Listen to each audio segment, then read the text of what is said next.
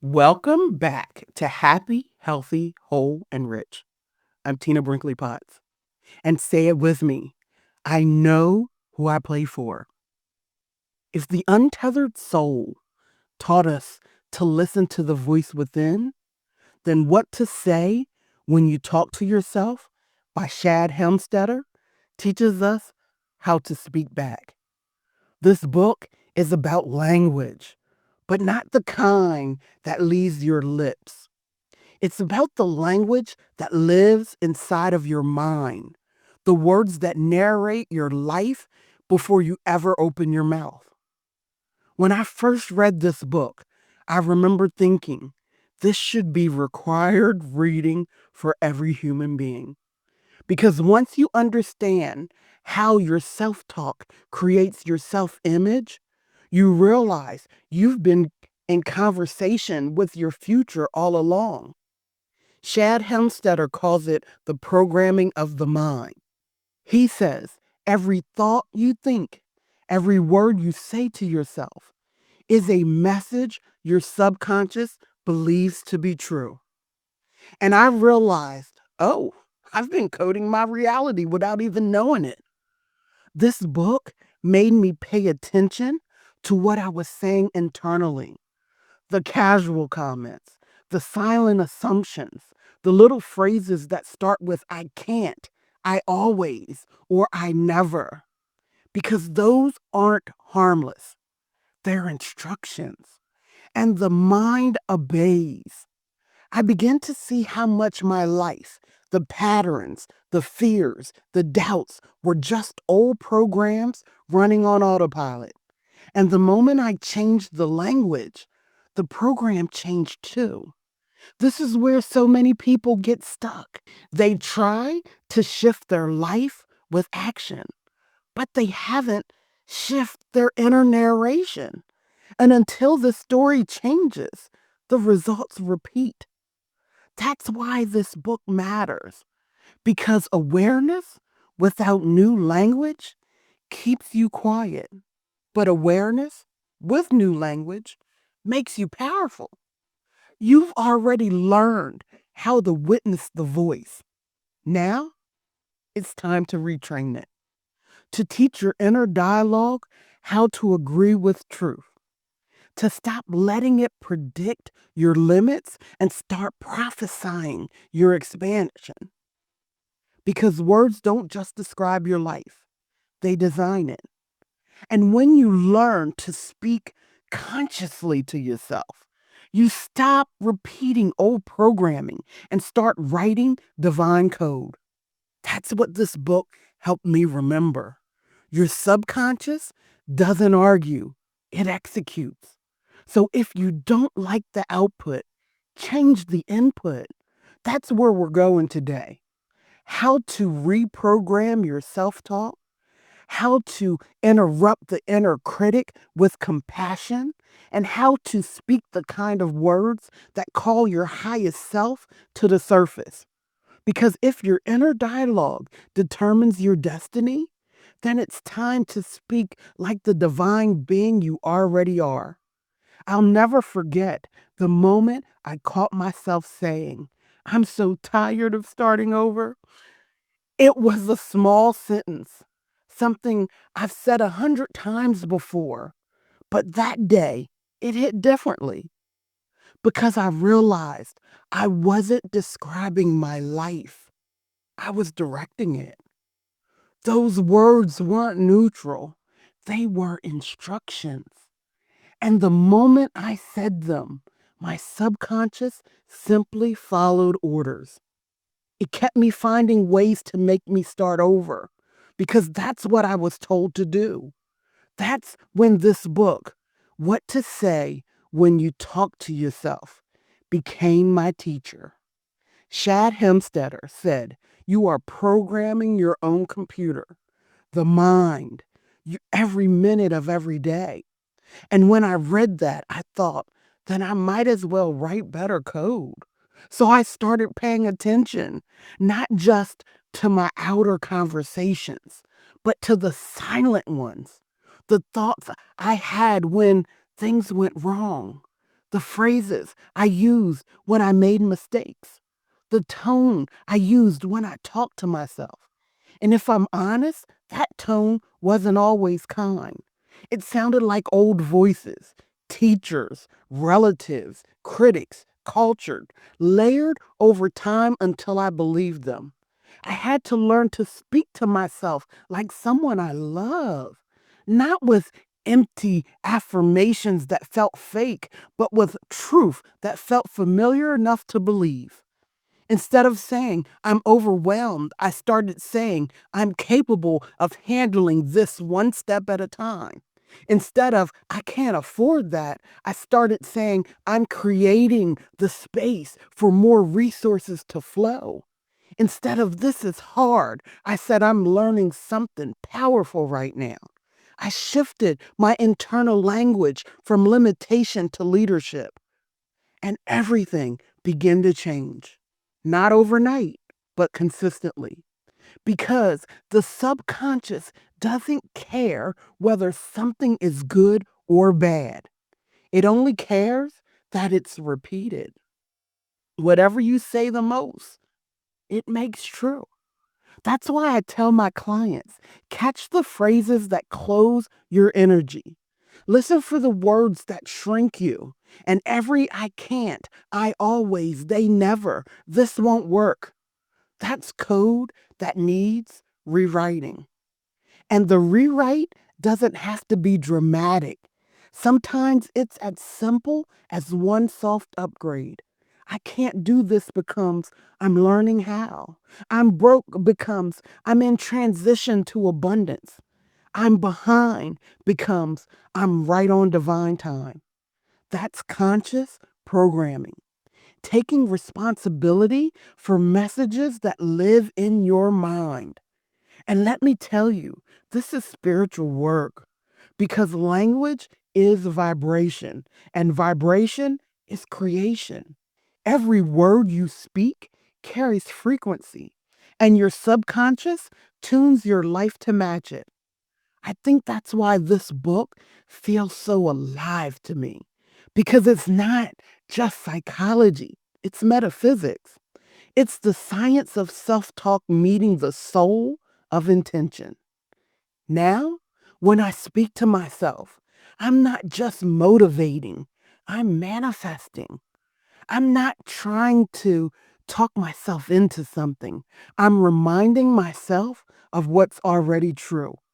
And that's how you rewrite inner dialogue. You stop arguing with the old voice and start replacing it with truth. You build neural pathways through repetition, gratitude, and compassion. And before long, the voice in your head becomes your greatest ally instead of your loudest critic. Because when your self talk changes, your self image shifts.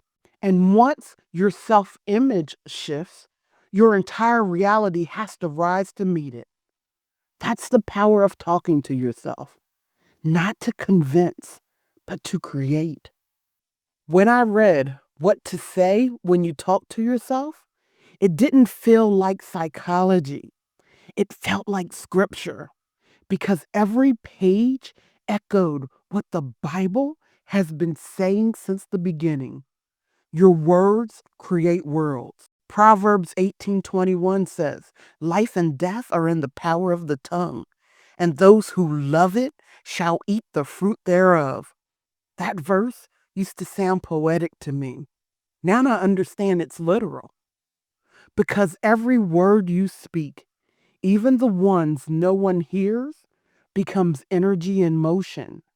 And energy never disappears, it just manifests. That's what Shad Helmstetter was teaching in modern language. That the dialogue you carry inside yourself is creation in progress. Your subconscious doesn't argue, analyze, or delay, it simply obeys. Whatever you tell it long enough becomes your new truth. And Proverbs 23:7 says, as a man thinketh in his heart, so is he. That's not metaphor, that's metaphysics. Because heart in ancient Hebrew doesn't just mean emotion, it means inner belief. So when scripture says, as he thinketh in his heart, it's saying, as you speak to yourself with feeling, you shape your form. It's the same principle Helmstetter shared. Self-talk is self-creation, and it all begins with awareness of language. Genesis 1:3 says, and God said, let there be light, and there was light. Creation didn't begin with action, it began with the word. Sound became substance, vibration became visibility, and that divine technology still lives in us. When we speak consciously, not just affirmations, but declarations from faith, we align with that same creative current. We become channels for divine word made flesh. That's why Jesus said, the words that I speak unto you, they are spirit and they are life. John 6:63. He was revealing the energetic law behind language. Your words carry spirit. They animate energy. They call things into being. And that's what Helmstetter was describing in secular terms. The way repetition, rhythm, and emotion reprogram your subconscious, just like prayer and praise reprogram your energy. When I finally understood that, I stopped speaking casually. I stopped using self-deprecating humor as personality. I stopped saying things like I'm tired or I'm broke or I'm overwhelmed because every one of those phrases was a prophecy. And I decided I'd rather be deliberate than relatable. Now I use my words like sacred instruments. I speak from awareness, not reaction. I bless before I complain, and I let gratitude set the frequency before the evidence shows up.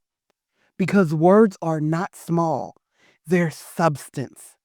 Every time you speak, you're either reinforcing your past or rehearsing your future. You're either building your bondage or your breakthrough. That's why I say language is law.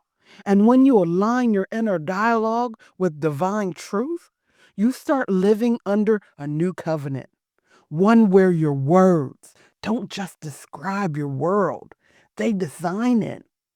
So now, when I speak, I do it consciously, not as wishful thinking, but as conscious creation, because God already gave us the blueprint. Let there be. And there was. And that's the power of the word. That's the technology of self-talk. And that's how your voice becomes your victory. Reprogramming your self-talk isn't about pretending everything is perfect. It's about choosing language that keeps you in creation, not condemnation. It's the daily work because your brain isn't biased. It's obedient. It doesn't know the difference between what's true and what's repeated. So every phrase, every inner dialogue, every whispered I can't becomes part of the code your life runs on. The moment I understood that, I made it a practice to be the gatekeeper of my inner language. I began listening to myself with the same attention I used to give to other people. I caught my phrases mid thought and reworked them until even my self correction became affirmations. Instead of saying, I'm so behind, I said, I'm right on divine time. Instead of this is hard, I said, this is stretching me for my next level. Instead of I can't believe this happened, I said, I trust this happened for my alignment. And at first, it felt forced because I was building a new groove, a new neural pathway.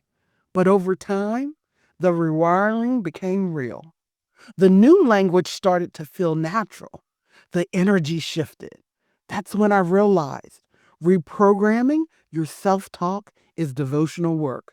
It's not about being positive all the time. It's about being powerful on purpose. It's about recognizing that your mind is a sacred instrument and every word you feed is a note in your symphony. Here's how I practice it.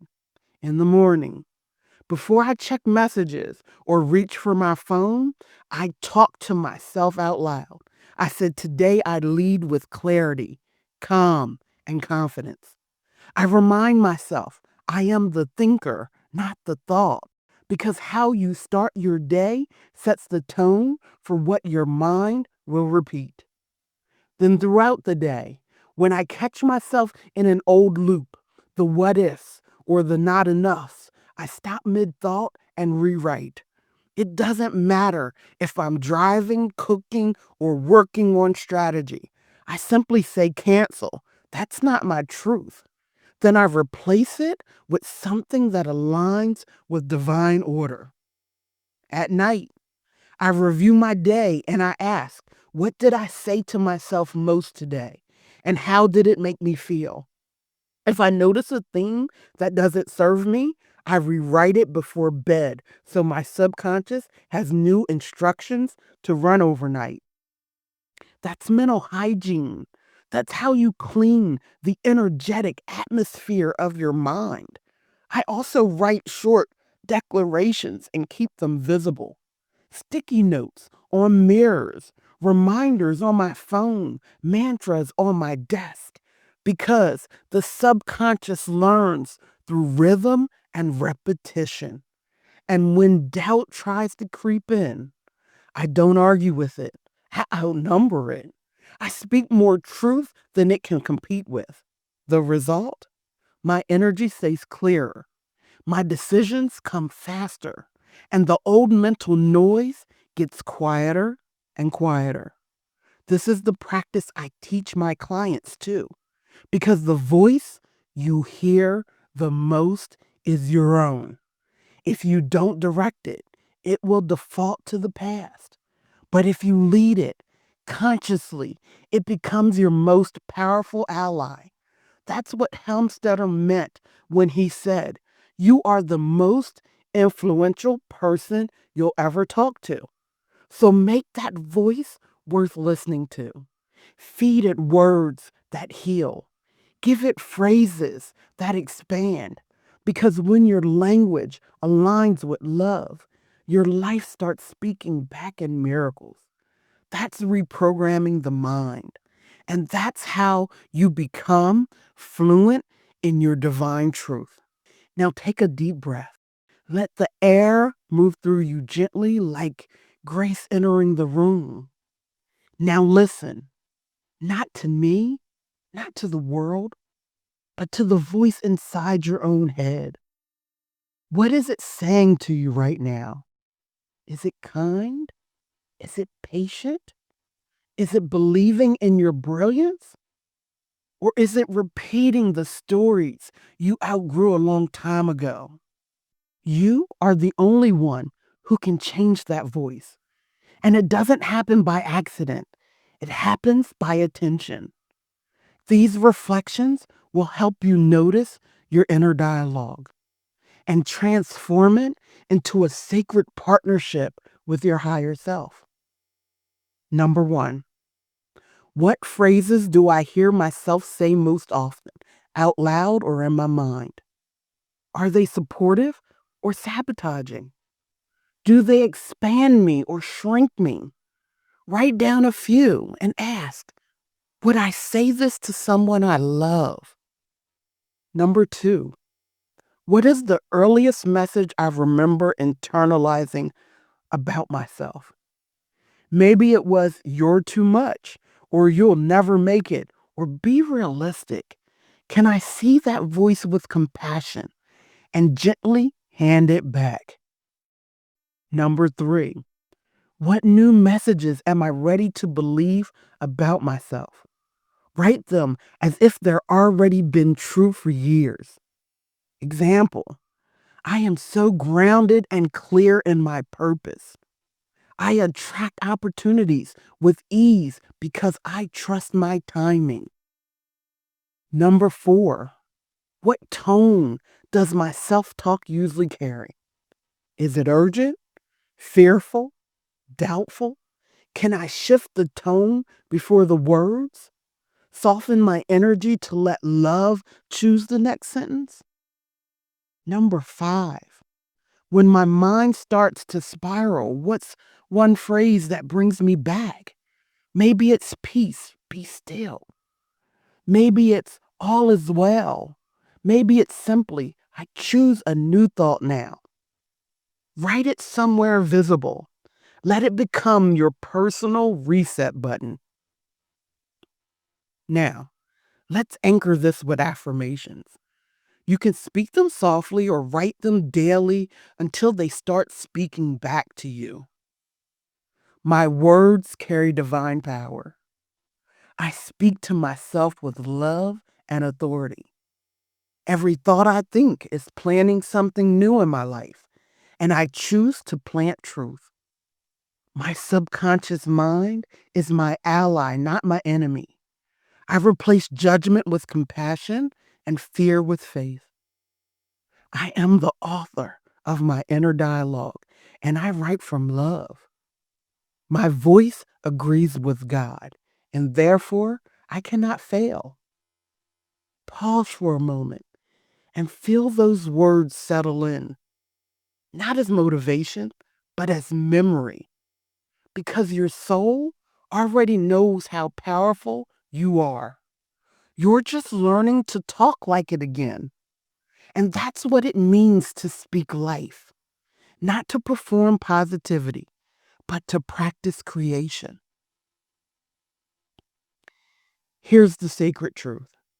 The voice inside your head is the architect of your life. And the moment you choose to guide it with love instead of fear, everything begins to realign. That's what to say when you talk to yourself reminded me. That language isn't just communication, it's creation. Every word you speak to yourself is a seed. And if you want to harvest peace, power, and prosperity, you have to plant the right thoughts. I used to think self talk was a small thing, just casual chatter in my head.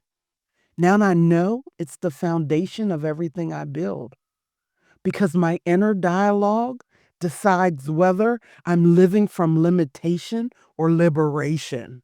It determines how I show up in faith, how I receive love, how I steward purpose. And that's why I guard my words now, even the silent ones, because I know my subconscious is always listening, always recording, always taking orders.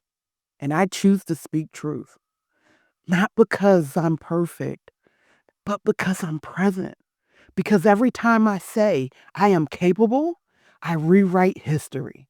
Every time I say I am loved, I dissolve shame. Every time I say I know who I play for, I anchor back into source. This is the real spiritual discipline, to use your own voice as a vessel for remembering who you are. Because when your self talk agrees with your spirit, you become unstoppable. So let this be your reminder. Your words are commands. Your language is law. Your voice is divine technology. Speak life. Speak power. Speak love. And watch your reality rise to meet the vibration of your truth. Say it with me. I know who I play for, and I speak like it. Stay happy, stay healthy, stay whole, and stay rich in word, in thought, and in the divine conversation of your becoming.